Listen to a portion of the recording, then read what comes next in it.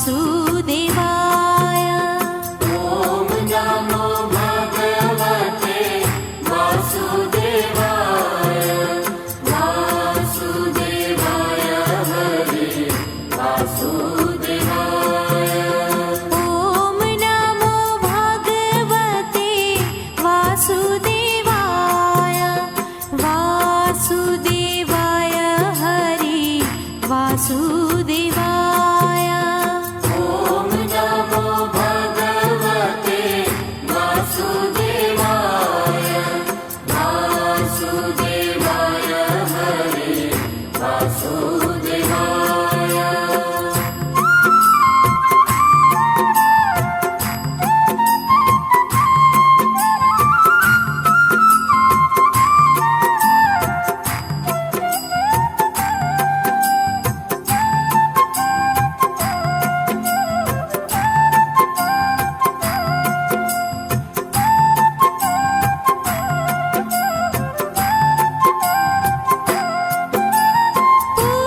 पुरुषोत्तम हरे वासुदेवाय।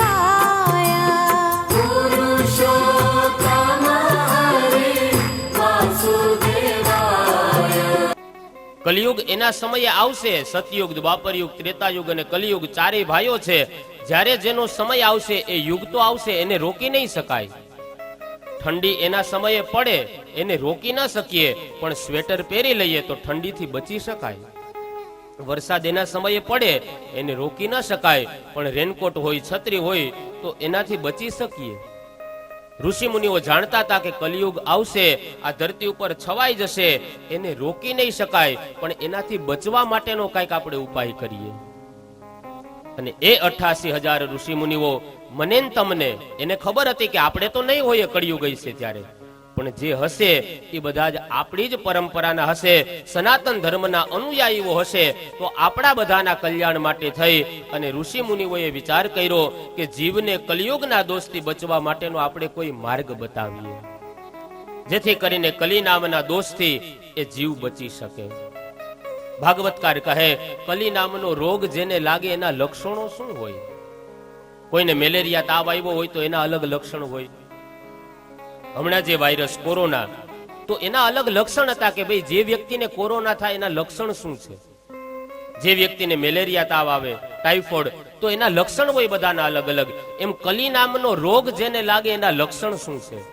ભાગવતકાર કહે છે જેને જેને કલી નામનો રોગ લાગે એના લક્ષણ છે એવા વ્યક્તિને સજ્જન કહેવાવું બહુ ગમે, પણ સજ્જન થવાની તૈયારી ન હોય. કલી નામનો રોગ જેને લાગે એને આયુષ્ય કરતા અનેક ગણી ઈચ્છાઓ હોય. આયુષ્ય 100 વર્ષનું હોય પણ એની ઈચ્છાઓ હજારો ગણી હોય. કહે કલી નામનો રોગ જેને લાગે એને વૈષ્ણવ કહેવાવું બહુ ગમે, પણ વૈષ્ણવ ખરા અર્થમાં થવું નથી ગમતું. કલી નામનો રોગ જેને લાગે એને સજ્જન માણસ કહેવાવું બહુ ગમે કે હું સમાજમાં સારો છું, પણ સારો થવાની તૈયારી અંદરથી ન હોય. કહે છે કલી નામનો રોગ જેને લાગે આવશ્યક ગુણોપેતમ પ્રભુર દત્તે હિ સર્વદામ નિચ્છયાદિયતે તેન જ્ઞાતમ યેન સુખી સદા. કહે છે કલી નામનો રોગ જેને લાગે એને ઈચ્છા મુજબ જિંદગી જીવવાની ઈચ્છા થાય. જેટલી આવશ્યકતા હોય, જેટલી જરૂરિયાત હોય એ મુજબ જિંદગી ન જીવે. પણ કહે છે કલી નામનો રોગ જેને લાગે એ ઈચ્છા મુજબ જીવન જીવતો થાય. આવશ્યકતા કેટલી? કહે રોટી, કપડા ને મકાન. આમાંથી કોણ એવો વ્યક્તિ છે કે જેને પહેરવા માટે થઈને કપડા ન હોય? આમાંથી કોણ એવો વ્યક્તિ છે કે જેને બપોરે જમવા માટે ભોજન ન મળતું હોય? આમાંથી કોણ એવો વ્યક્તિ છે કે જેને રહેવા માટે ઘર નથી? તો માણસની આવશ્યકતા કેટલી? કહે રોટી, કપડા અને મકાન. આનાથી એક ડગલું આગળ ભરે વ્યક્તિ ઈચ્છામાં, તો પછી જીવનમાં સંઘર્ષો આવે. ભાગવતકાર કહે કલિયુગનો રોગ જેને લાગે એને આવશ્યકતા કરતા વધારે મેળવવાની ઈચ્છા થાય. વધારે પૈસા કમાવી લઉં, વધારે રૂપિયા મેળવી લઉં, આવી ઈચ્છા થાય ને એટલે સમજી જવાનું કે આપણને કલી નામનો રોગ લાગ્યો છે. યાદ રાખજો, માણસનો સ્વભાવ છે કે 50 ઉંમર સુધી માણસ જે પૈસા કમાય, પૈસા મેળવે, એ તન તોડીને મહેનત કરે, પોતાના શરીરનું ધ્યાન ન રાખે, તન તોડી નાખે, એટલા થઈને રૂપિયા કમાય. એટલા ઘેલા બની જાય. 50 ઉંમર સુધી માણસ તન તોડીને મહેનત કરે અને 50 ઉંમર પછી એ તૂટેલા તનને ભેગું કરવા માટે જે રૂપિયા કમાણા હોય એ પાછો વાપરી નાખે. આ માણસનો સ્વભાવ છે. 50 ઉંમર સુધી તન તોડી નાખે અને પછી મેળવેલા પૈસાથી પાછું તનને એ શરીરને ભેગું કરવામાં એ રૂપિયા પાછા વેડફાતા હોય. ઋષિ મુનિઓને ખ્યાલ હતો ભવિષ્યમાં જે લોકો હશે એ આપણી જ પરંપરાના હશે. આપણા બધાનો વિચાર કરી કલી નામના દોષથી મુક્તિ મેળવવા માટે થઈ અને ઋષિ મુનિઓએ આ બ્રહ્મસત્રનું આયોજન કર્યું છે. એ સમય એવી ઘટના બને કે ઋષિ મુનિઓની એ જિજ્ઞાસાના પરિણામે સૂતજી મહારાજ એ ઋષિ સભાની અંદર પ્રવેશ કરે છે. જેવો જ સૂતજી મહારાજે પ્રવેશ કર્યો, બધા જ ઋષિ મુનિઓ ઊભા થઈ ગયા, અભિવાદન કર્યું છે, સ્વાગત કર્યું છે. સૂતજી મહારાજના ચરણોમાં બધા જ ઋષિ મુનિઓ પ્રણામ કરે છે. નૈમિષારણ્ય નામની આ ભૂમિકા છે. નૈમિષારણ્ય એ કોઈ ભૂમિનું નામ નથી, પણ એક એવી દિવ્ય ભૂમિકા ઊભી થાય જેને ઋષિ મુનિઓ નૈમિષારણ્ય નામ આપે છે. અને એવી ભૂમિની અંદર બેસીએ કે જ્યાં આપણું મન શાંત થાય, જેથી કરીને કથા આપણી અંદર ઉગે. કથામાં તો આપણે બેસીએ છીએ, પણ એ કથા પાછી આપણામાં કેટલી બેસે છે. કહે છે એવી ભૂમિકા ઉપર બેસવાનું કે જેથી કરીને આપણું મન નિર્મળ રહે, આપણું મન શાંત રહે, જેથી કરીને કથા આપણા જીવનની અંદર બે શબ્દ છે, વાયવું અને ડાયટું. આ કથા આપણે વાવીએ છીએ, દાટીએ છીએ, કેમ ખબર પડે? કહે રસ્તામાં ચાલીને જતા હોઈએ, કોઈના 100 રૂપિયા પડ્યા હોય, આપણી નજર પડે, લેવાની ઈચ્છા થાય અને જેવો જ સોની નોટને હાથ અડાડીએ અને નરસિંહ મહેતાનું પદ યાદ આવે કે પરધન પથ્થર સમાન. આ પારકું ધન છે, મારું નથી એની મને ખબર છે, કોનું છે એ ખબર નથી, પણ મારું નથી એટલે મારે હાથ ન અડાડાય. આમ પારકા ધનને હાથ અડાડવાની ઈચ્છા ન થાય એટલે સમજી લેવાનું કે આપણા જીવનમાં કથા ઉગી ગઈ. પણ આમ જોવે કોપીને પશ્યથી કોઈ જોવે નહીં, ધીમેકથી ખીચા મૂકી દઈએ તો સમજી લેવાનું કે કથા ડાયટી છે. પારકી સ્ત્રીને લક્ષ્મી ભાવથી જોવે અને પારકા ધનને પથ્થર સમાન જોવે તો સમજી લેવાનું કે એને જીવનમાં કથાને વાવી છે. એક નાનો એવો અધર્મ કરતા પણ આપણને જો આ કથા ક્યાંક રોકી દઈએ તો સમજી લેવાનું કે આપણે આપણા જીવનમાં કથાને વાવી દીધી છે, ડાયટી નથી. અને દાટેલું ફોગટ જાય અને વાવેલું છે ને ગમે ત્યારે ફળ આપે. તો એવી ભૂમિકા ઉપર બેસીને કથા કરવાની, સાંભળવાની કે જ્યાં આપણું મન શાંત રહે, જેથી કરીને કથાના બીજા રોપણ થાય. બધાયના વતી સૌનકજી સૂતજી મહારાજને પ્રશ્ન કરે છે, મહારાજ ભક્તિ જ્ઞાન વિરાગ આપતો વિવેકો વર્ધતે મહાન માયા મોહ નિરાસશ્ચ વૈષ્ણવે ક્રિયતે કથમ. હે મહારાજ, માણસના જીવનમાં ભક્તિ, જ્ઞાન અને વૈરાગ્યથી પ્રાપ્ત થયેલો વિવેક કેવી રીતના વધે એનો અમને માર્ગ બતાવો. મહારાજ, જગતમાં ઘોર કલિકાલ આવ્યો છે, જીવો બધા આસુરી વૃત્તિ વાળા બન્યા છે. આસુરી વૃત્તિ એટલે કેવી? મારું 5 રૂપિયાનું સારું થતું હોય અને સામે વાળાનું હું 500 રૂપિયાનું નુકસાન કરી નાખું, આવા જીવને આસુરી વૃત્તિના જીવ કહેવાય. પોતાનું થોડું ભલું કરવા માટે થઈ અને પોતાનું થોડુંક સારું કરવા માટે થઈ અને સામેવાળાનું ગમે એટલું નુકસાન કરવા માટે તૈયાર થઈ જાય, આવા જીવને આસુરી વૃત્તિના જીવ કહેવાય. મહારાજ, કલિયુગમાં જીવ આસુરી વૃત્તિ વાળો થયો. પોતાના સુખ માટે માણસ ગમે એવી અનીતિ આચરતો થયો છે. કહે છે ભેગું કરવામાં અને ભોગવવામાં માણસ પોતાના જીવનને વેડફે છે. આવા લોકોનું કલ્યાણ કેવી રીતના થાય એનો માર્ગ બતાવો. ભક્તિની અંદર મન નથી લાગતું. વાલી વાલી ટીવી સિરિયલો આવતી હોય ત્યારે એક બગાસું ન આવે અને કથામાં બેઠા હોય તો 3 કલાક સુધીમાં તો એકાદું ઝોલું આવી જાય. હે મહારાજ, આવા જીવનું કલ્યાણ કેવી રીતના થાય એનો માર્ગ બતાવો. પૈસા ગણવામાં મન લાગી જાય પણ માળા કરવામાં મન નથી લાગતું. 2000 ની નોટ ફરતી હોય તો એકોય ચૂકાય નહીં અને માળા ફરતી હોય તો ભાગ પારો પારો આવે, ભાગ પારો પારો આવે. હે મહારાજ, આવા જીવનું કલ્યાણ કેવી રીતના થાય એનો માર્ગ બતાવો. તમે તો મહાન જ્ઞાની પુરુષ છો. ચિંતામણી જેની પાસે હોય ને એને કોઈ જાતની ચિંતા ન હોય.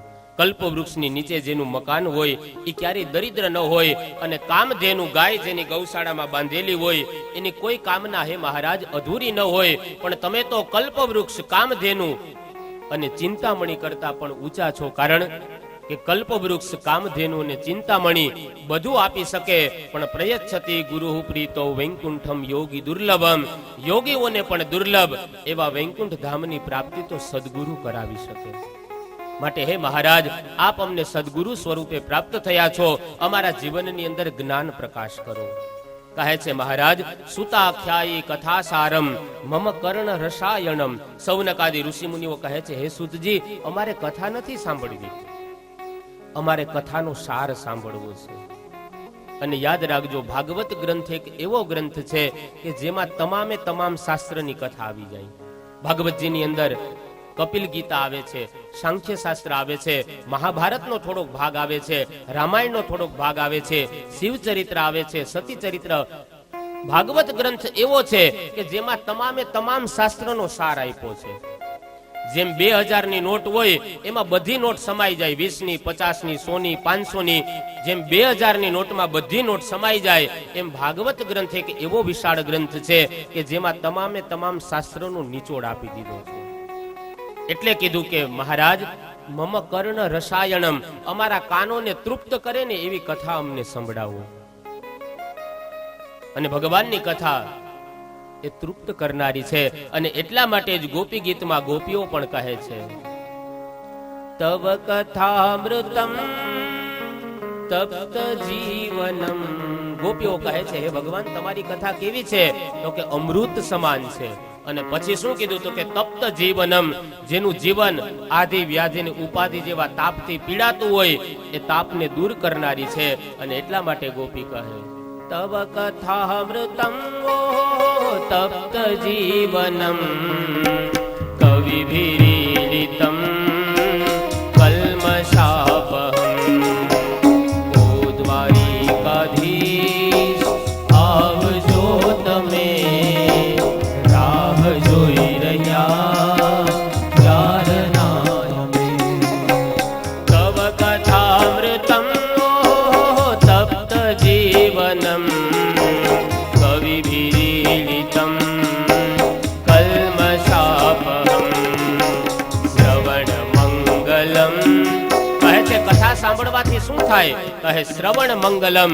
જે કોઈ હે ભગવાન, હે ઠાકોરજી, તમારી કથાનું શ્રવણ કરે એના કાન છે એ પવિત્ર બને. જે કોઈ કથાનું ગાયન કરે એની વાણી પવિત્ર બને. શ્રવણ મંગલમ શ્રીમદાતતમ. શ્રવણ મંગલમ, ખાલી મંગલ કરે એટલું નહીં, શ્રીમદાતતમ. શ્રી એટલે લક્ષ્મી.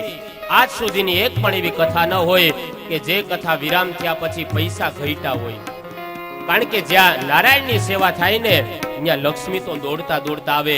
એટલે કીધું, તવ કથામૃતમ શ્રવણ મંગલમ શ્રીમદાતતમ ભુવિ ગૃણન્તિ તે ભૂરિદા જના. ઓ દ્વારિકાધીશ, આવજો તમે, રાહ જોઈ રહ્યા ક્યારના અમે. ઓ દ્વારિકાધીશ, આવજો તમે, રાહ જોઈ રહ્યા યારના અમે. અનેક જન્મથી જીવ યાથડે આપ શરણની ખબર ના પડે. અનેક જન્મથી જીવ આથડે તમ શરણની ખબર ના પડે. તવ શરણની ખબર ના પડે. તમ શરણની ખબર ના પડે. તવ કથામૃતમ તપ્ત જીવનમ કવિભીરીડિતમ કલ્મષાપહમ. સૌનકાદી ઋષિ મુનિઓના પ્રશ્નના જવાબ રૂપે સૂતજી મહારાજ હવે ભાગવત કથા કહેવા માટે તૈયાર થયા. કહે છે, પ્રીતિ સૌનક ચિત્તે તે યતો વચમી વિચાર્ય ચ સર્વ સિદ્ધાંત નિષ્પન્નમ સંસાર ભયનાશનમ. સૂતજી કહે છે, હે ઋષિ મુનિઓ, તમારા બધાયના હૃદયની અંદર ભગવાનની કથા સાંભળવા માટેનો પ્રેમ છે. પ્રીતિ સૌનક ચિત્તે તે યચો વચમી વિચાર્ય ચ.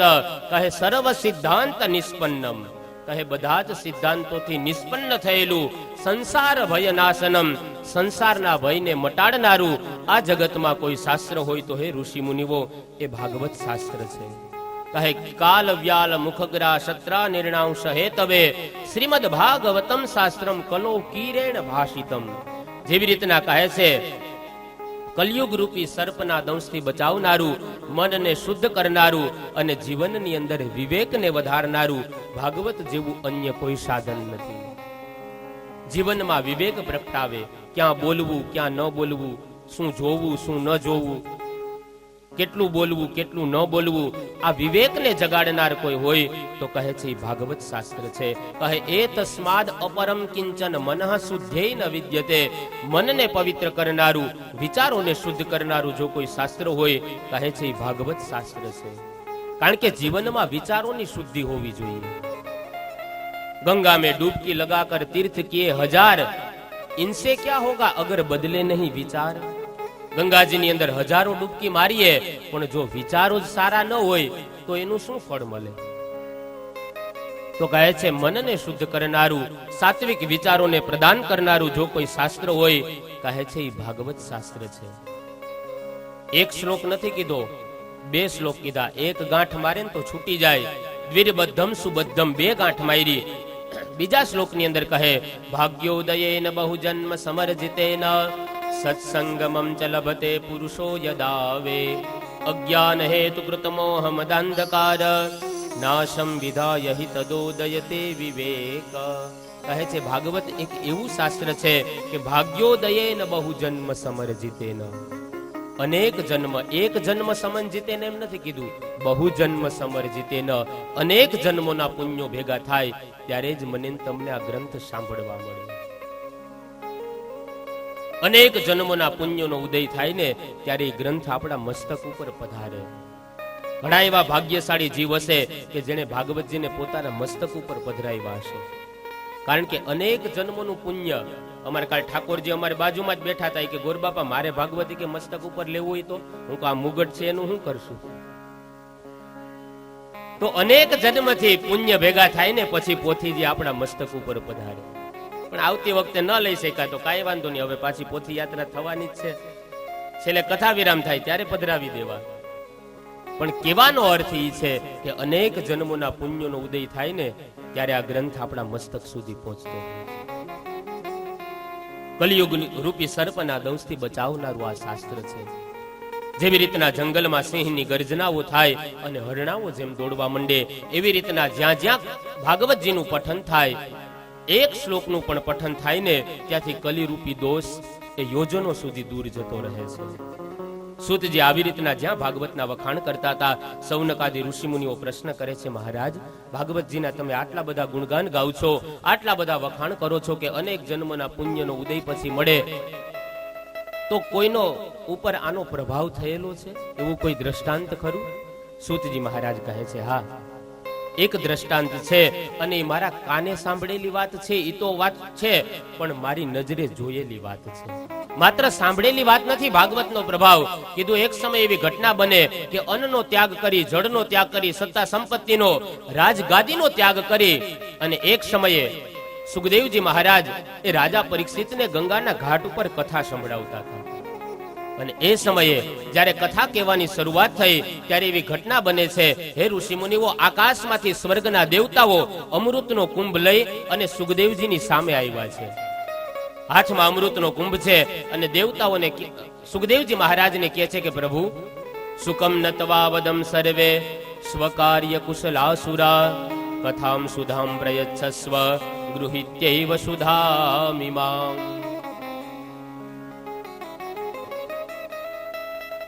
સ્વર્ગમાંથી દેવતાઓ આવ્યા, અમૃતનો કુંભ લઈને આવ્યા છે અને સુકમ નતવા, સુખદેવજીને નતવા એટલે નમસ્કાર કર્યા. સ્વકાર્ય કુશલાસુરા, દેવતાઓ કેવા હતા? કહે છે નિજ કાર્ય કુશળ હતા, સ્વાર્થી દેવતાઓ હતા. અહીંયા ભાગવતમાં ઉલ્લેખ છે, અને કથામ સુધામ પ્રયચ્છસ્વ, કથા પીવાની ભાવનાથી નહોતા આવ્યા, પણ કહે છે રાજા પરીક્ષિતને જે કથાનું અમૃતપાન થવાનું હતું ને, એ કથા એને નહોતી પીવા દેવી ને, એટલા માટે સ્વાર્થી દેવતાઓ આવ્યા હતા. અને એ સમયે આવીને સુખદેવજીને કીધું કે બાપજી, આ રાજા પરીક્ષિતને 7મે દિવસે તક્ષક નાગના દંશથી મરવાનું છે ને? કીધું હા. ઋષિનો એને શ્રાપ છે ને? કીધું હા. કહે અમે સ્વર્ગમાંથી એના માટે અમૃતનો કુંભ લઈ આવ્યા છીએ, આ અમૃતનો કુંભ તમે પરીક્ષિતને પીવડાવી દ્યો, કોઈ તક્ષક એને મારી નહીં શકે. આ અમૃતની તાકાત છે, આ અમૃત એટલું દિવ્ય છે કે મહા મહેનતે મળ્યું છે.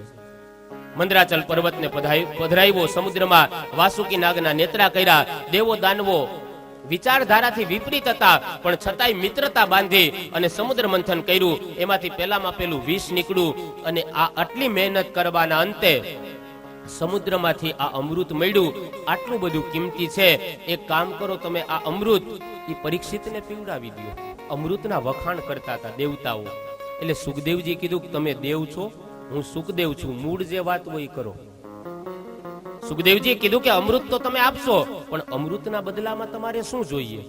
દેવતાઓએ કીધું કે જે તમે પરીક્ષિતને આ કથારૂપી અમૃત પીવડાવવાના છો, એ કથારૂપી અમૃત અમને આપી દો, અને બદલામાં અમારું અમૃત પરીક્ષિતને આપી દો.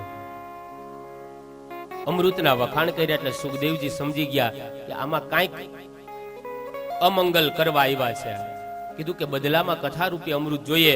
સુખદેવજી હસતા હસતા કહે, ક્વ સુધા ક્વ કથા લોકે ક્વ કાચ ક્વ મણિર મહાન. કાચનો ટુકડો લઈ અને મણીની ક્યારે અદલા બદલી ન થાય. આ તમારું અમૃત તો પાવડરનું દૂધ છે, આ કથારૂપી અમૃત તો ગાયનું દૂધ છે. ક્યાં ગાયના દૂધના ગુણો અને ક્યાં આ પાવડરનું તમારું દૂધ? કહે છે તમારું અમૃત તો એવું છે કે જે પીવે એ તો અમર થઈ જાય, પણ શરીરમાં બધું હોય ને, શરીર તો અમર થાય, પણ શરીરમાં રોગ હોય ને તો રોગે અમર થઈ જાય. ક્રોધ હોય તો ક્રોધ અમર થાય, ઈર્ષા હોય તો ઈર્ષા અમર થાય. કહેવાનો અર્થ કે તમારું અમૃત તો એવું છે કે જે પીવે એનું શરીર તો અમર થાય, પણ સાથે સાથે એના શરીરમાં રોગ હોય ને તો એ રોગે અમર થઈ જાય. સુખદેવજી કહે આ કથારૂપી અમૃત તો એવું છે કે જે કોઈ પીવે એના દુર્ગુણો મરે ખરા, અને એના જીવનમાં સદગુણો જાગે ખરા.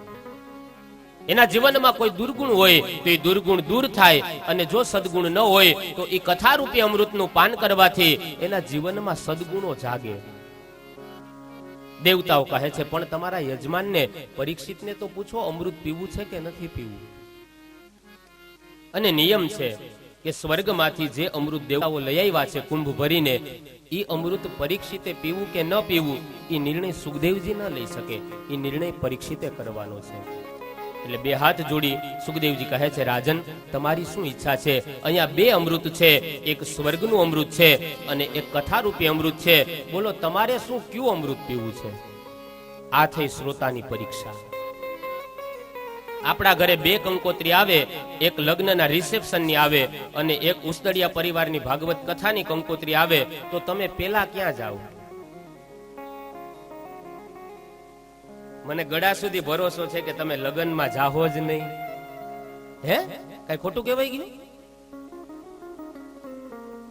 તરત કહેવાના કે ભાઈ શાસ્ત્રીજીએ તો હાથ દી ધામા નાખ્યા, હાલો આપણે પેલા લાડવા ખાઈ આવીએ.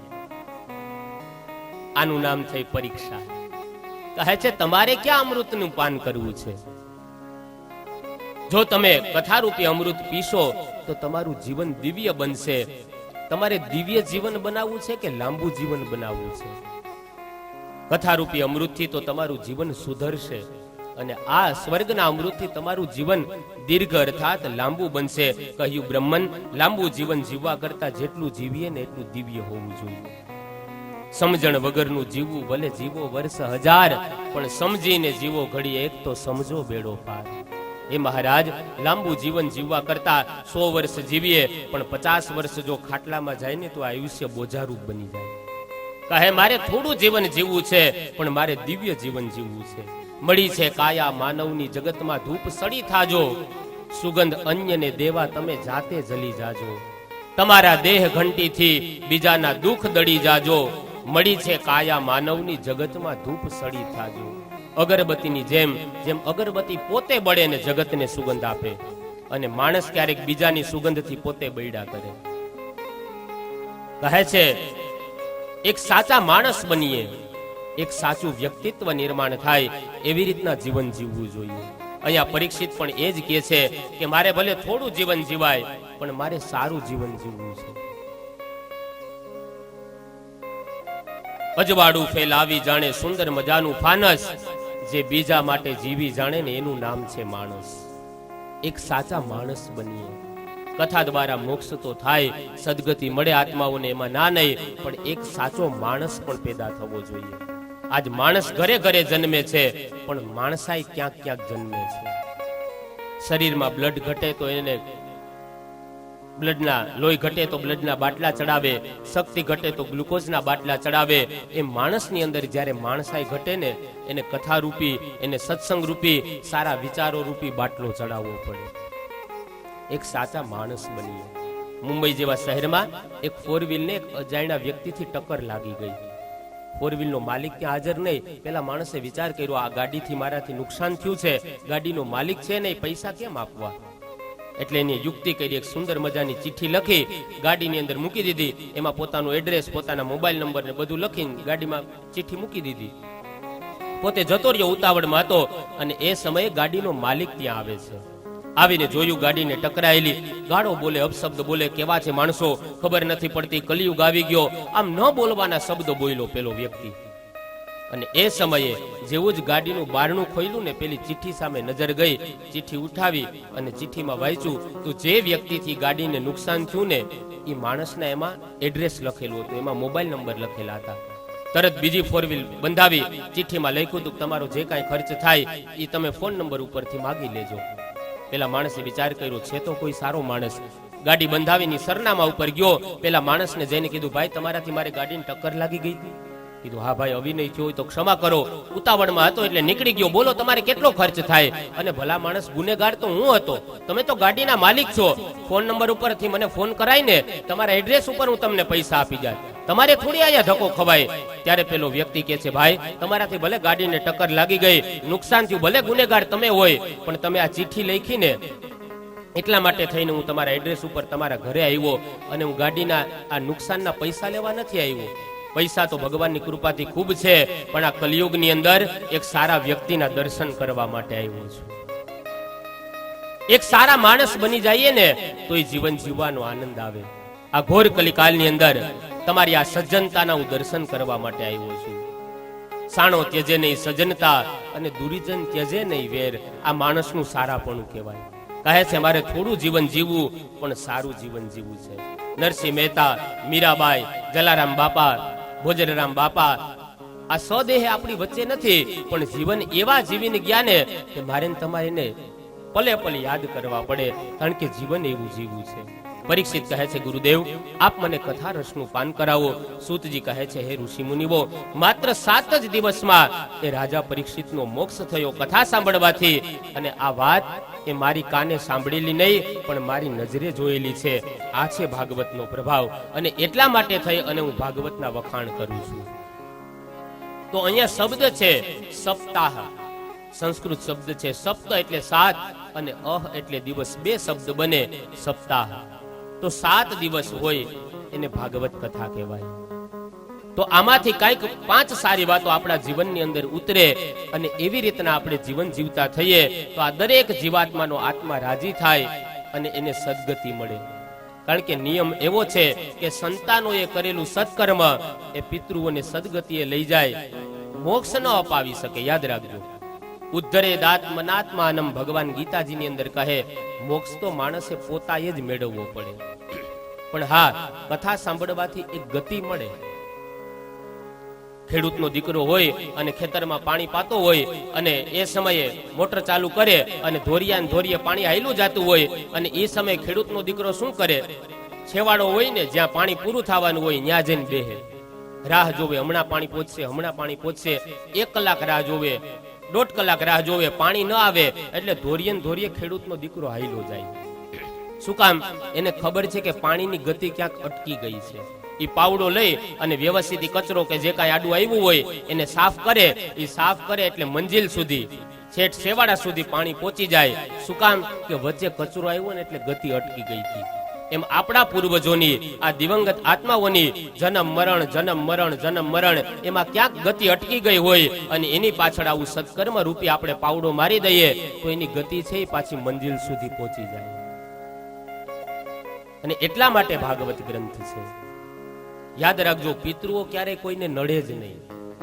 એક બ્રાહ્મણના દીકરા તરીકે કહું, પિતૃ કોઈ દિવસ કોઈને જીવતા ન નડ્યા હોય, મર્યા પછી થોડી જીવતા જે સંતાનોનું સારું ઈચ્છે તો મર્યા પછી શું કઈ એનું ખરાબી છે સંતાનોનું? પિતૃઓ ક્યારેય નથી નડતા. નડે છે માત્ર જે અવગતિએ જે જીવ ગયો હોય, જે વાસનાઓને લઈને જે જીવ ગયો હોય ને એની દુર્વાસના છે ને પરિવાર ઉપર ભારરૂપ બનતી હોય. આજે હું જ છું, નદીની અંદર ડૂબતો હોય, મને તરતા ન આવડતું હોય અને કોઈ વ્યક્તિ મને બચાવવા આવે. હવે બચાવવા આવનાર વ્યક્તિને મારે ડૂબાડવો નથી, પણ હું બચવા માટે થઈને શું કરું? એને પકડું, એનું ગળું પકડું, એના હાથ પકડું. શું કામ? કે મારે બચવું છે, એને ડૂબાડવાનું મારે નથી, પણ મારે બચવા માટે થઈને હું એને પકડું એટલે એ ડૂબવાનો છે. હવે મારી વાસના શું છે? તો કે બહાર નીકળવાની. એમ અધૂરી વાસનાને રહેલો કોઈ જીવ હોય એ પરિવાર ઉપર ક્યારેક ભારરૂપ બનતો હોય. એ અધૂરી રહી ગયેલી વાસના, કારણ કે વાસના માણસની ન મરે, અવગતિએ જીવ ગયો હોય ને, મન મરે માયા મરે મરમર જાય શરીર, આશા તૃષ્ણા ના મરે કહે ગયે સંત કબીર. આશા છે, અપેક્ષાઓ છે, તૃષ્ણાઓ છે, એ ક્યારેય માણસની મળતી નથી. એટલા માટે એને પછી વારંવાર જન્મ લેવો પડે. બજારની અંદર આપણે 5000 રૂપિયા લઈને ગયા હોય ખરીદી કરવા માટે, હવે 5000 રૂપિયા આપણા ખૂટી જાય તો પાછા ઘરે 5000 બીજા લેવા આવવા પડે ને. શું કામ? કે હજી અધૂરી છે ખરીદી આપણી, તો 5000 લેવા માટે ધક્કો ઘરે ખાવો પડે. પણ જો 5000 ની વસ્તુ આવી ગઈ હોય, 4000 ની વસ્તુ લીધી હોય ને 1000 વૈધો હોય અને પછી ઘરે વહી જાય તો પછી પાછો બજારે ધક્કો ન ખાવો પડે. શું કામ? કે આપણી ઈચ્છા તો બધી પૂરી થઈ ગઈ છે. બસ એવી જ રીતના અધૂરી રહી ગયેલી વાસનાને લીધે એ જીવ પછી જન્મ મરણમાં ભટકતો હોય અને એની ગતિ અપાવવા માટે થઈ અને સત્કર્મની જરૂર પડે. આપણું કરેલું દુષ્કર્મ એ પિતૃઓને દુર્ગતિએ લઈ જાય અને આપણું કરેલું સત્કર્મ એ પિતૃઓને ગતિ પણ અપાવી શકે. નાનપણની અંદર આપણે એક વાર્તા વાંચતા, હંસલો અને હંસલીની. આ બે એક સમયે ફરતા ફરતા નીકળ્યા. રાતનો સમય થયો, પોતાના માળા સુધી પહોંચવું મુશ્કેલ હતું એટલે એક વિશાળ વડલો જોયો અને વડલાની ઉપર બંને રોકાવાનો નિર્ણય કર્યો. કીધું અહીંયા રોકાઈ જાય, સવારે જતા રહેશું. વડલાનો માલિક હતો કાગડો. કાગડાએ આશરો દીધો, બંને રોકાઈ ગયા અને એ સમયે રોકાણા તો ખરા, પણ જેવા જ સવારે ઉડવા ગયા એટલે કાગડાએ હંસલીને પકડી લીધી. પકડી એટલે હંસ દુખી થયો. અરે આ શું કરો છો? કીધું આ હંસલી મારી છે. કાગડો કહે, અરે આશરો દઈને દગો કરો છો? બંને વચ્ચે માથાકૂટ થઈ, ડખો થયો. 2022 માં ડખો થતા તો કઈ વાર જ ન લાગે. નાની નાની વાતમાંથી આજે જેટલું મોટી પેઢી સહન કરે એટલું નાની પેઢી થોડી સહન કરી શકે. એટલે બંને વચ્ચે ઝઘડો થયો અને કેસ ગયો અદાલતમાં. કીધું આ હંસલી કોની છે? નિર્ણય કરો. હવે કાગડો છે ને એ પિતૃનો દૂત છે એવું માનવામાં આવે છે. એટલે કાગડાએ ન્યાયાધીશને લાલચ આપી કે મારા તરફનો જો ખોટો ન્યાય આપો ને તો તમારા સંતાનો જે નાનપણમાં ગુજરી ગયા, તમારું બાળક એ કઈ યોનિમાં છે ને હું તમને બતાવીશ, તમારે એની મુક્તિ કરવી હોય તો. એટલે ન્યાયાધીશ લલચાણા અને એને ખોટો ન્યાય આપી દીધો. ભાઈ હંસલી નહીં, કાગડાની છે. ખોટો ન્યાય દેવાઈ ગયો. હંસ તો દુખી થઈને જતો રહ્યો. બીજે દિવસે ન્યાયાધીશ પેલા કાગડાની પાસે ગયા.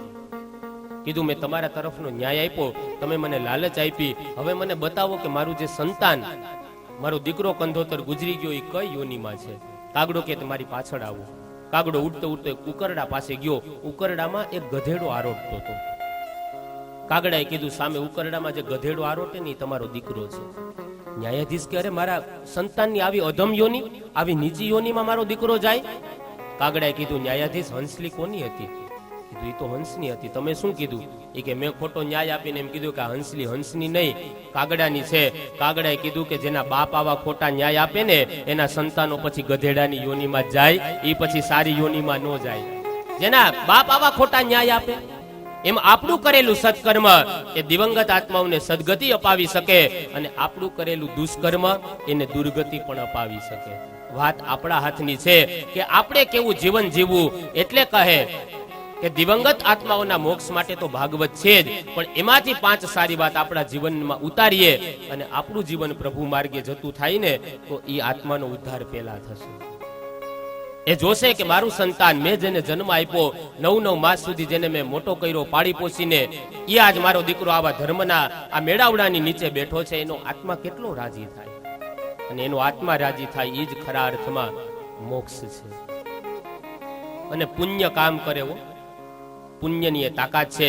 આખું બ્રહ્માંડ, આખી દુનિયા હાલતી હોય ને, માત્ર ને માત્ર તરંગોથી ચાલે છે, સૂક્ષ્મ વેવ્સથી ચાલે છે. અત્યારે આ જ કથાના ફોટા તમારે અમેરિકા પહોંચાડવા હોય તો સેકન્ડના 6 ભાગમાં વોટ્સએપ, ફેસબુકના માધ્યમથી અમેરિકા પહોંચે. શું કામ? કે સૂક્ષ્મ વેવ્સ, સૂક્ષ્મ તરંગો.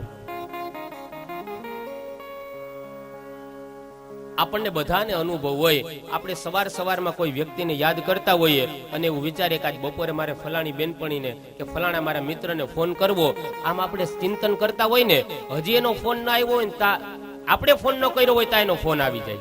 તરત આપણે કહીએ, એટલે હમણાં તને યાદ કરતી હતી, એટલે હમણાં તને યાદ કરતો તો. શું કામ? ફોન આવી જાય. આપણા મનના સૂક્ષ્મ તરંગો છે ને, એને અસર કરતા હોય. હવે એક સામાન્ય વિજ્ઞાને બનાવેલા એના વેવ્સ, એના તરંગો એ ત્યાં સુધી ફોટાને પહોંચાડી શકે, તો અહીંયાથી જે આ મહાપુરુષોએ ઓમ નમો ભગવતે વાસુદેવાય નમઃ, શ્રી કૃષ્ણ શરણમ મમ, જે ગુરુજનોએ જે મંત્ર આપ્યા મહાપુરુષોએ, એના વાઇબ્રેશન દેવતાઓને અસર ન કરે? આકાશમાં સૂર્ય ઉગે ને, પૃથ્વી ઉપર કમળ ખીલે. શું કામ? કે સૂર્યના વેવ્સ, એના તરંગો છે ને, એ કમળને અસર કરે. હવે સૂર્ય ને પૃથ્વીને કરોડો માઇલનું અંતર છે, પણ છતાંય આકાશમાં સૂર્યોદય થાય એટલે પૃથ્વી ઉપર કમળ ખીલી જાય. જો એવી રીતના આકાશના એ સૂર્યના તરંગો અહીંયા નીચે અસર કરતા હોય, તો અહીંથી શ્રી કૃષ્ણ શરણમ બોલો તો એની અસર દેવતાઓને ન થાય? એની અસર આપણા પૂર્વજોને ન થાય? એક તમે માળા કરો અને એમ કહો કે આનું પુણ્ય મારા પિતૃઓને મળે, એટલે એનું પુણ્ય ભગવાન સુધી પહોંચે. તમે 10ની નોટ ધરો, તમે 100ની નોટ ધરો અને એમ પ્રાર્થના કરો કે આ 100 રૂપિયાનું જે કાંઈ પુણ્ય હોય એ મારા પિતૃઓને પહોંચે. કદાચ આપણા પિતૃ ગાયની યોનિમાં હોય ને, તો ત્યાં ગાયને 100 રૂપિયા ન મળે, પણ પરમાત્મા 100 રૂપિયાનું ઘાસ પહોંચાડવાની વ્યવસ્થા કરી દે. શું કામ? કે ધર્મનો ભાગ કાઢ્યો છે એના નામે. કદાચ માની લ્યો કે આપણા પિતૃઓને કદાચ કૂતરા જેવી અધમ યોની મળે અને એની પાછળ કોઈ આવું દિવ્ય મોટું કાર્ય કરે, અને આપણે છેલ્લે કૃષ્ણાર્પણમસ્તુ જ્યારે પુણ્યને કરીએ કે આ તમામ પુણ્ય એને મળે. કદાચ આપણા પિતૃ કૂતરાની યોનીમાં હોય તો આ લાખોનો ખર્ચો કર્યો હોય તો લાખ રૂપિયા એ કૂતરાને ન મળે, પણ એ કૂતરો કોઈ ધીરુભાઈ અંબાણી જેવાના ઘરેનું લાલન પાલન થાય. જે બિસ્કિટ આપણને ખાવા ન મળી એને ખાવા મળે, જે શેમ્પૂથી આપણને નાવા ન મળે એ શેમ્પૂથી એને નાવા મળે. શું કામ? તો કે એની પાછળ સત્કર્મ થયું છે. કહેવાનો અર્થ એ છે કે પિતૃઓની પાછળ પુણ્ય અર્પણ કરીએ, એ જે પણ યોનીમાં હોય ને ત્યાં પરમાત્મા એના સુધી એ પહોંચાડવાની વ્યવસ્થા કરે. કારણ કે આ ઈશ્વરની બેંક છે. સામાન્ય આપણું બેંકમાં ખાતું હોય, દેના બેંકમાં, અહીંયા જુનાગઢમાં આપણું ખાતું હોય, અને આપણે ક્યારેક અમદાવાદ ફરવા ગયા હોય અને ન્યાની દેના બેંકમાંથી આપણે પૈસા જોતા હોય તો મળે કે ન મળે? ખાતું હોય તો પૈસા મળે કે નહીં? એ ખાતું હોય તો ન મળે, ખાતામાં હોય તો મળે. ખાલી ખાતું રાખવાથી થોડી પૈસા મળે. હવે એક સરકારે બનાવેલી સામાન્ય બેંક જુનાગઢ ખાતામાં પૈસા નાખીએ અને અમદાવાદ આપી શકતી હોય તો આ બ્રહ્માંડ તો ઈશ્વરની બનાવેલી બેંક છે. આ તો સરકારની તો ક્યારેક બંધ થઈ જાય, પણ અખિલ બ્રહ્માંડના માલિકની બેંક બંધ ન થાય. એમાં તો જેમ જેમ ખાતામાં નાખતા જાય પુણ્યરૂપી બેલેન્સ, એમ ઈ કોઈનો ભાર ન રાખે મુરારી, વાલો વ્યાજ સહિત આપે ગિરધારી. સુદામાના તાંદુલ ખાધા, એના મહેલ કનકના કીધા, કોઈનો ભાર ન રાખે મોરારી, વાલો વ્યાજ સહિત આપે ગિરધારી. દ્રૌપદીનું ટાણું આવ્યું, ચીર પૂરા 999, કોઈનો ભાર ન રાખે મોરારી. પિતૃઓની પાછળ તમે જે પુણ્ય કરો ને, અવશ્ય એમના સુધી ઈશ્વર પહોંચાડે. થોડું ચંદન કુબજાનું લીધું, એનું રૂપ અનુપમ કીધું, કોઈનો ભાર ન રાખે મોરારી, વાલો વ્યાજ સહિત આપે ગિરધારી. આ ઈશ્વરનો નિયમ છે. તો કહેવાનો અર્થ કે દિવંગત આત્માઓની પાછળ જે કાંઈ સત્કર્મ કરીએ એને મળે. તો હે ઋષિ મુનિઓ, પરીક્ષિત મહારાજની 7 દિવસમાં મુક્તિ થઈ, અને આ જોઈ અને બ્રહ્માજીને આશ્ચર્ય થયું. જેટલા પણ સદગ્રંથો હતા, ભગવત પ્રાપ્તિના જેટલા સાધનો હતા, બધા જ મંગાવે. તુલના કરી ત્યારે બધા જ ગ્રંથોમાં શ્રીમદ ભાગવત એ શ્રેષ્ઠ સાબિત થાય છે. કહે છે ભાગવતજી દ્વારા જીવનની અંદર જ્ઞાન, ભક્તિ ને વૈરાગ્યની પ્રાપ્તિ થાય. એકદાહી વિશાલાયમ ચત્વાર ઋષયો મલા, સત્સંગાર્થમ સમાયાતમ દદરસુસ્તત્ર નારદ. સૂતજી કહે છે, હે ઋષિ મુનિઓ, એક દાહી વિશાલાયમ, એક સમયે બ્રહ્માજીના 4 માનસ પુત્રો સનક, સનંદન, સનાતન અને સનતકુમાર, આ 4 માનસ પુત્રો એ ફરતા ફરતા વિશાલા નામના ક્ષેત્રમાં આવે છે. વિશાલા ક્ષેત્ર એટલે બદ્રિકાશ્રમ. ફરતા ફરતા એ બદ્રિકાશ્રમની અંદર આવ્યા. સનતકુમારો જેવા જ આવ્યા ત્યાં એમણે નારદજીને જોયા. નારદને જોયા પણ કેવા જોયા? કહે લોક વિગ્રહ મુક્તસ્ય નારદસ્ય સ્થિરસ્ય ચ. કહે છે લોકોના ઝઘડાને કંકાસથી દૂર રહેવા વાળા સંત નારદને જોયા, પણ કહે છે ઉદાસ જોયા છે. અને એ સમયે સનતકુમારોએ વિચાર કર્યો કે જગતની ચિંતા મટાડનારા સંત નારદ આજ ચિંતામાં બેઠા છે. હરિના દાસ ક્યારે ઉદાસ ન હોય, આજ નારદજી આટલા બધા ઉદાસ કેમ છે? અને એ સમયે 4 સનતકુમારો નારદજીની સામે પ્રણામ કરી અને કહે છે બાપજી, કથમ બ્રહ્મન દિન મુખમ. હે બ્રહ્મન, તમારું મુખ કેમ ઉદાસ છે? કુતસ ચિંતા તુરો ભવાન, તમારા મનની અંદર શેની ચિંતા છે? ત્વરિતમ ગુજ્યતે કત્ર કુતશ્ચાગમનમ તવ, તમે ક્યાંથી આવો છો અને ગમનમ તવ, હવે તમે ક્યાં જાઓ છો? નારદજી કહે છે તમારા જેવા ભગવાનના ભક્તો એ તો કાયમને માટે સત્સંગ કરતા હોય. મારી ઉદાસીનું કારણ તમે જ મને જણાવો, શા માટે મને ઉદાસી છે? સનતકુમારો કહે છે ઇદાનીમ શૂન્ય ચિત્તો છે ગત વિત્તો યથાજના. જેમ લોભી માણસના પૈસા લૂંટાઈ જાય અને જેમ ઉદાસ થાય, એમ હે નારદ તમે તો જગતની ચિંતા મટાડનારા છો, તમે કેમ ઉદાસ છો? નારદજી કહે છે હે સનતકુમારો, અહમ તુ પૃથ્વીમ યાતો જ્ઞાત્વા સર્વોત્તમામિતિ પુષ્કરમ ચ પ્રયાગમ ચ કાશીમ ગોદાવરી તથા. કહે છે નારદજી હે સનતકુમારો, હું બ્રહ્મલોકમાંથી પૃથ્વીલોકમાં આવ્યો અને ત્યાં અનેક તીર્થોની અંદર ગયો છું. કહે છે ક્યાં ક્યાં તીર્થોમાં ગયો એનું વર્ણન છે. કહે છે પુષ્કરમ ચ, પુષ્કરમાં ગયો, પ્રયાગમ ચ, પ્રયાગમાં ગયો, કાશીમાં ગયો, ગોદાવરીમાં ગયો, અનેક ક્ષેત્રની અંદર ગયો, પણ ક્યાંય મને શાંતિ જોવા ન મળી. જ્યાં આનંદના દર્શન થવા જોઈએ, લોકો અનેક યોનિમાં ઉત્પન્ન થઈ અને જુદી જુદી રીતે લોકોને મેં પીડાતા જોયા છે. પૃથ્વી લોકમાં જ્યાં જ્યાં ગયો, કલિયુગ પોતાના અધર્મ નામના મિત્રની સાથે આખા જગતમાં વ્યાપી ગયો તો ક્યાંય મને શાંતિ જોવા ન મળી. દરેક વ્યક્તિ કાંઈ ને કાંઈ રીતે દુઃખી થતા હતા. અને નિયમ છે કલિયુગનો, આ દુનિયામાં તમે પાણીના મિશ્રણ વગરનું દૂધ શોધવા જાવ તો મળી જાય, પિત્તળના મિશ્રણ વગરનું સોનું શોધવા જાવ તો મળી જાય. આ દુનિયામાં એક વ્યક્તિ એવો ન હોય કે જેના જીવનમાં સુખ હોય ને હારે દુઃખનું મિશ્રણ ન હોય. કાંઈ ને કાંઈ રીતે માણસ વ્યાધિથી દુઃખથી પીડાતો હોય. અને દુઃખનું કોમ્પિટિશન એટલી હદે વધી ગયું, કોઈ પણની સામે તમે દુઃખ વ્યક્ત કરો, તમે 1 ગણું દુઃખ સંભળાવો તો એ સામે બીજા 4 સંભળાવે. આજ દરેક વ્યક્તિ કાંઈક ને કાંઈક રીતે પીડાય છે, કાંઈક ને કાંઈક ઉપાધિ લઈને ફરે છે. બેનોને કાંઈ ઉપાધિ ન હોય ને તો હાંજે ઈ ઉપાધિ હોય કે આજ શાક શેનું બનાવવું. આ તો કાયમનું થયું લ્યો. કહે છે દરેક પ્રકારે કોઈ વ્યક્તિ આ જગતમાં સુખી નથી. કોઈ તન દુખી, કોઈ મન દુખી, કોઈ ધન બિન રહત ઉદાસ, થોડે થોડે સબ દુખી સુખી રામ કા દાસ. કહે છે દરેક વ્યક્તિ, કોઈને સંપત્તિનું સુખ હોય તો એને સન્મતિનું દુઃખ હોય, કોઈને સંપત્તિ ને સન્મતિનું સુખ હોય તો સંતતિ સંતાનનું દુઃખ હોય, સંતાનનું સુખ હોય તો પાછું કંઈક સ્વાસ્થ્યનું દુઃખ હોય. દરેક વ્યક્તિ કાંઈક ને કાંઈક દુઃખથી પીડાય છે. એના દુઃખને કેમ દૂર કરવા એ માટે હું ચિંતામાં છું. નારદજી સનતકુમારોને કહે પૃથ્વી લોકમાં હું જ્યાં જ્યાં ગયો ને ત્યાં મને અશાંતિ દેખાણી. સત્ય, તપ, પવિત્રતા અને દયા આ લોકોમાંથી ગયા. ક્યાંય સત્ય ન રહ્યું, ક્યાંય પવિત્રતા ન રહી, ક્યાંય તપ ન રહ્યું, ક્યાંય દયાનો ભાવ ન રહ્યો. કહે છે પૃથ્વી લોકમાં લોકો પેટ ભરવું ને એને જ પુરુષાર્થ માનતા હતા. સત્યમ નાસ્તિ તપઃ શૌચમ દયા દાનન્ન વિદ્યતે ઉદરમ ભરિણો જીવા વરાકા કૂટ ભાષિણઃ. માત્ર પેટ ભરવા માટે જ જીવન જીવતા હતા. કહે છે લોકો બધા આળસુ થયા, મંદ ભાગ્યવાળા થયા.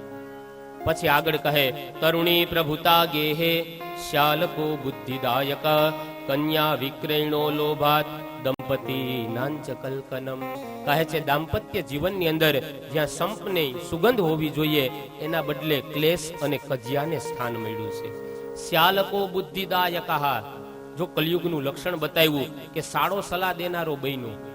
હગો મોટો ભાઈ હોય તો એને ન પૂછે કે ભાઈ કઈ ગાડી લેવી, સાડાને પૂછવા જાય, કારણ કે એને ન પૂછે ઘરના પીએસઆઈ નારાજ થઈ જાય. શ્યાલકો બુદ્ધિદાયક, સાડા છે સલાહ દેનારા બન્યા. પછી કીધું દંપતિ નાંચ કલ્કનમ, દાંપત્ય જીવનમાં જ્યાં સંપ હોવો જોઈએ એના બદલે ક્લેશ છે. અને તરુણી પ્રભુતા ગેહે કહે છે ઘરે ઘરે ગેહે એટલે ઘરે ઘરે, તરુણી એટલે સ્ત્રી, પ્રભુતા એટલે સામ્રાજ્ય. કહે છે ઘરે ઘરે ઘરમાં રાજ સ્ત્રીઓનું હાલે છે. આ નારદજી કહે છે. લ્યો બોલો, તમારે ઉસદડિયા પરિવારમાં કેવું છે કે બધે બંધ મુઠ્ઠી લાખની એવું જ છે અમારી જેમ? હારું હાલો તો હવે આપણે બધા છાના મુના થઈ જાય. તરુણી પ્રભુતા આગે હે કહે છે ઘરમાં ઘરે ઘરે રાજ સ્ત્રીઓનું ચાલ્યું છે. નથી પેલી વાત છે ને કે રાજાએ એવી જાહેરાત કરી કે ભાઈ જેના ઘરની અંદર પુરુષનું હાલતું હોય ને એ દરેક વ્યક્તિ એક ઘોડો લઈને જવાનું, અને જેના ઘરમાં સ્ત્રીનું હાલતું હોય એને બધા બકરી લઈને વહી જવાનું કરે. આખું રાજ્ય ભેગું થયું, એક પછી એક બધા આવતા જાય, બધા બકરી લઈને વયા જાય કરે. એ કે આપણું ખોટું હાલતું નથી ને હું ખોટી માથાકૂટ કરી. એમાં એક માણસ આગળ આવ્યો, આમ મૂછું ઉપર તાવ દેતો દેતો કીધું લાવો રાજા ઘોડો. કીધું શરત મંજૂર છે ને? કીધું હા મને ખબર છે કે જેનું ઘરે ગલમાં હાલતું હોય એને ઘોડો લઈને જવાનું, ન હાલતું હોય બકરી લઈને જાય તો ઘોડો લાવો. કીધું તમારું હાલે? કીધું હા. ઘોડો લઈને ઘરે ગયો, આ બાજુ એના ઘરના ઘોડો જોયો, ઓહો બહુ સરસ, ક્યાંથી લઈ આવ્યા? કીધું આ રાજાએ ગિફ્ટ કરી કે જેનું ઘરે ઘરમાં હાલતું હોય એને ઘોડો લઈને જવાનું. એટલે ઘરનાએ કીધું ઘોડો તો સરસ છે, આપણો દીકરો હમણાં જુવાન છો, ઘોડા ઉપર બેહવાની ઉંમર છે, તો એના લગ્નમાં ઘોડો જોઈએ, પણ એક કામ કરો ને તમે સફેદ ઘોડો લઈ આવો ને, કાળો શ્યામ ઘોડો છે. એ કે રાજા પણ આવીને કીધું કે રાજા રાજા આ ઘોડો નહીં હાલે. એ કે તો કે કેમ? તો કે મારા ઘરના એમ કીધું કાળો ઘોડો ની સફેદ લઈ આવો. રાજા કે બકરી ઉપાડ, તારું ઘરમાં ક્યાં હાલે છે? પછી પ્રધાને રાજાને કીધું કે રાજાજી તમે આ દાન બકરીનું કર્યું એના કરતા તમે ગાયનું દાન કર્યું તો ગાયનું સંવર્ધન તો થાત, ગાયો લોકો પાડતા તો થાત. તો કે મારે તો ગાય જ રાખવી હતી, પણ આ રાણી જો ને કે બકરી રાખો, ગાય નથી રાખવી. રાજાનું નહોતું હાલતું. તો તરુણી પ્રભુતા આગે કહે કે ઘરે ઘરે ઘરમાં રાજ સ્ત્રીઓનું ચાલે. નારદજી કહે છે વરાકા કૂટ ભાષિણ, કહે છે સમાજ ભૂલો પડે તો એને કોક સુધારે. આજ સમાજને સુધારનારા ભૂલે પડ્યા છે. કાંડાની ઘડિયાળ ખોટી હોય ને, કાંડે બાંધેલી ઘડિયાળ, તો કોઈ એક વ્યક્તિ ભૂલો પડે, એક વ્યક્તિ સમય ચૂકે, પણ ટાવરમાં જો ચોકની ઘડિયાળ ખોટી હોય ને તો ઘણા નિર્દોષ ભૂલા પડે. એમ આજે સમાજમાં ટાવરોની ઘડિયાળ ખોટી પડી છે. યાત્રાળુઓની બસ જાતી હોય, 50-60 યાત્રાળુઓ પાછળ બસમાં બેઠા હોય, અને યાત્રાળુ કદાચ સૂઈ જાય તો બસને કાંઈ તકલીફ ન થાય, પણ જો એ બસને ચલાવનાર ડ્રાઈવર ઝોલે ચડે તો યાત્રાળુઓનું શું થાય નક્કી ન કહી શકાય. એમ આજે સમાજને ચલાવનારા આજ ડ્રાઈવરો ઝોલે ચડ્યા છે. જેને કેવા માનતા હોય, જેને મહાપુરુષ માન્યા હોય, ક્યારેક ક્યારેક પછી એવા ઝોલે ચડે ને આપણને એમ થાય કે આને ગુરુ ધારણ કર્યા હતા, આને મહાપુરુષ માન્યા હતા, આને આપણે સહીવા હતા. વરાકા કૂટ ભાષિણ, સમાજને સુધારનારા નારદજી કહે છે કલિયુગમાં આજે ભૂલા પડી ગયા છે. ન ખાવાનું ખાય, ન પીવાનું પીવે, ન જોવાનું જોવે, ન આચરવાનું આચરણ કરે. આજ સમાજને સુધારનારા હે મહારાજ ભૂલે પડ્યા છે. અંધારાને તો દીવા પ્રગટાવવાથી દૂર કરી શકાય, પણ પ્રગટેલા દીવા જ્યારે સળગાવવાનું કામ કરે ત્યારે શું કરવું? આવી રીતના પૃથ્વીલોકમાં ફરતો ફરતો વૃંદાવનની અંદર ગયો, યમુનાના કિનારે, અને ત્યાં મેં એક સુંદર દ્રશ્ય જોયું. નારદજી કહે એકા તુ તરુણી તત્ર નિશરણા ખિન્ન માનસા વૃદ્ધો દ્વો પતિતો પાર્શ્વો નિશ્વસંતાન ચેતનો. નારદજી કહે છે યમુનાના કિનારે એક યુવાન સ્ત્રી બેઠી છે, એની બાજુમાં બે વૃદ્ધ પુરુષો સૂતા છે. યુવાન સ્ત્રી બેઠી બેઠી રડે છે. મને થયું કે આ સ્ત્રી કાંઈ ચિંતામાં લાગે તો જ એની આંખમાંથી આંસુ આવે, પણ મને એમ થયું કે હું સંન્યાસી, મારે સ્ત્રી પાસે શું જવું? પણ એ સ્ત્રી જ્યારે મને દેખી ગઈ, મને જોવે છે, મારી સામે જ્યારે દ્રષ્ટિ પડી ત્યારે કહે છે ભો ભો સાધુ ક્ષણમ તિષ્ઠ મચ્ચિંતામ અપિનાશય દર્શનમ તવ લોકસ્ય સર્વથા દહરમ પરમ. મને કહે છે ભો ભો સાધુ ક્ષણમ તિષ્ઠ, ક્ષણ તિષ્ઠ, હે સાધુ આપ ક્ષણવાર ઉભા રહો. દર્શનમ તવ લોકસ્ય સર્વથા દહરમ પરમ. તમારા જેવા મહાપુરુષના દર્શન થાય ને જીવનના તમામ પાપો બળી જાય. એવા હે મહાપુરુષ આપ ક્ષણવાર ઉભા રહ્યો. કથા મને તમને બોધ આપે, ગુરુજનોની, મહાપુરુષોની, સંતોની, એનો ક્યારેય સમય કોઈ દિવસ વેડફવો ન જોઈએ. લૌકિક પ્રશ્નો ક્યારેય ગુરુજનો પાસે, લૌકિક પ્રશ્નો મહાપુરુષો પાસે, સંતો પાસે લઈને ન જવા જોઈએ. છોકરાનું હક પણ નથી થતું. જોઈ દ્યો ને જરાક. આવા મહાપુરુષોને પ્રશ્ન ન કરાય. ભેંસ અમારી દોવા નથી દેતી, હાંજે જરાક જોઈ દ્યો ને. આવા લૌકિક પ્રશ્નો લઈને મહાપુરુષો પાસે કોઈ દિવસ ન જવું. ક્ષણમ તિષ્ઠ, એના સમયને કોઈ દિવસ વેડફવો ન જોઈએ.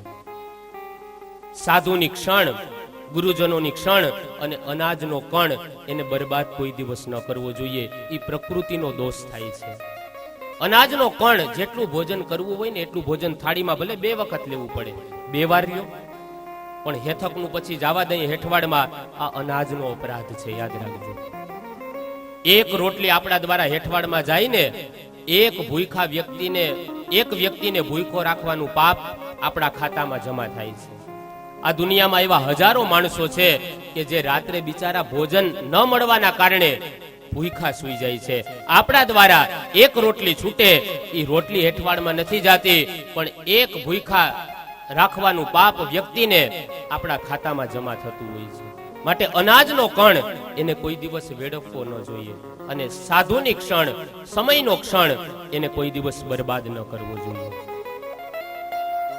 કહે છે નારદજી, મને પેલી સ્ત્રી બાજુમાં બોલાવે, મેં એને પ્રશ્ન કર્યો, કાશિત્વમ કા વિમોચે મામ નાર્યઃ કા પદ્મલોચના વદ દેવી સવિસ્તારમ સ્વસ્ય દુઃખસ્ય કારણમ. કાશિત્વમ, હે દેવી તમે કોણ છો?